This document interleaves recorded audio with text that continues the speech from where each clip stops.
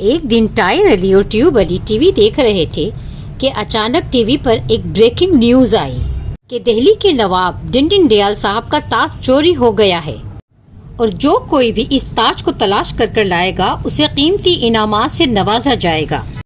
ارے بھائی، یہ تو وہی نواب ڈنڈن ڈیال ہے جو ہمیں خاندانی بندوق سے مارنا چاہتا تھا۔ اس پر ٹیوب علی نے سوچتے ہوئے کہا، ارے چھوٹے، وہ تو پرانی بات ہو گئی، لیکن نواب صاحب کا تاج میں بالکل ڈھونڈ کر لا سکتا ہوں۔ چل نواب صاحب کی حویلی چلتے ہیں۔ ارے بھائی، کہاں لے جا رہے ہو؟ وہ تو ہم دونوں کے خون کا پیاسا ہے، دیکھتے ہی مار دے گا۔ لیکن ٹیوب علی کے پاس ایک سولڈ آئیڈیا تھا جسے سوچتے ہوئے دونوں حویلی کی طرف چل پڑے۔ اب دونوں بھائی نواب صاحب کے سامنے حاضر تھے اور ٹیوب علی نے نواب صاحب سے کہا، نواب صاحب، آپ کا قیمتی تاج ہم ایک ہی دن میں تلاش کر آپ کو پہنچا سکتے ہیں۔ بہت خوب، اچھا، تم نے اگر میرا تاج تلاش کر کے دے دیا تو میں تمہیں قیمتی انعامات سے نواز دوں گا۔ ارے نواب صاحب، آپ کا چور اسی حویلی میں موجود ہے۔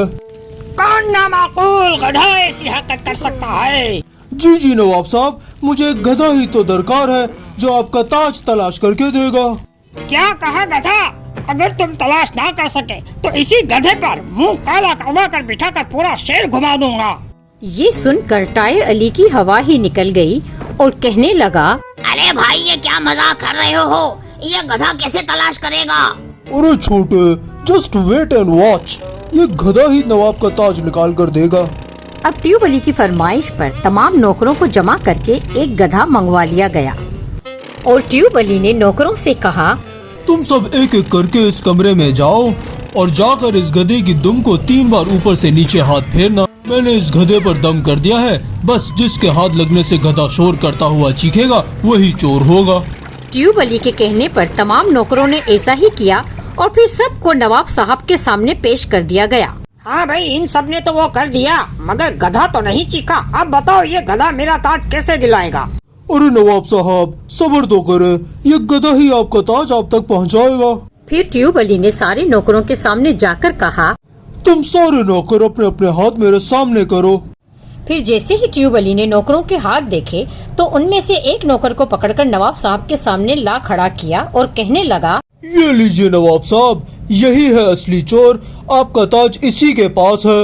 بس ٹیوب علی کی یہ بات سن کر نوکر ڈر اور خوف سے گڑگڑاتے ہوئے معافیا مانگنے لگا اور تاج نواب صاحب کے حوالے کر دیا۔ نواب صاحب اپنے تاج کے مل جانے پر بہت خوش ہوئے اور کہنے لگے، ارے واہ، بہت خوب، تم نے اس گدھے سے تاج کیسے نکلوایا؟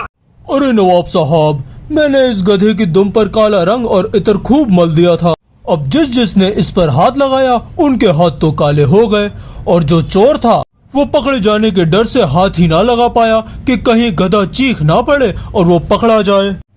ارے واہ واہ، کمال کر دیا بھائی، بہت خوب، یہ لو تمہارا انعام۔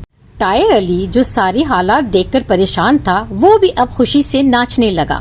ارے نواب صاحب، میں کہتا تھا نا، میرا بھائی تو ہیرو ہے، ہیرو، اور اب گدھے سے بھی تاج نکلوا دیا۔